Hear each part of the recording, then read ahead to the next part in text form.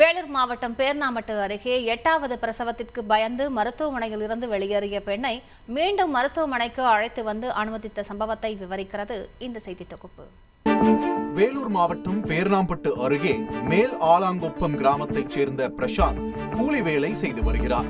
இவருக்கும் இவரது மனைவி அமுதாவிற்கும் 7 குழந்தைகள் பிறந்த நிலையில் 2 குழந்தைகள் இறந்து போக தற்போது 5 குழந்தைகளுடன் வாழ்ந்து வருகின்றனர். இந்த சூழலில் 8வது முறையாக கர்ப்பமாகி உள்ளார் அமுதா. நிறைமாத கர்ப்பிணியான அமுதா அருகில் உள்ள மேல்பட்டி ஆரம்ப சுகாதார நிலையத்தில் மருத்துவ பரிசோதனை மேற்கொண்ட நிலையில் பிரசவத்திற்காக வேலூர் அடுக்கம்பாறை அரசு மருத்துவமனையில் அமுதா அனுமதிக்கப்பட்டார். ஆனால் தனது 8வது பிரசவத்திற்கு பயந்து போன அவர் யாரிடமும் சொல்லாமல் வெளியேறி உள்ளார். இது குறித்து தகவல் அறிந்த வேலூர் அடுக்கம்பாறை அரசு மருத்துவமனை மருத்துவர்கள் மேல்பட்டி ஆரம்ப சுகாதார நிலையத்திற்கும் வருவாய்த்துறையினருக்கும் தகவல் தெரிவித்தனர்.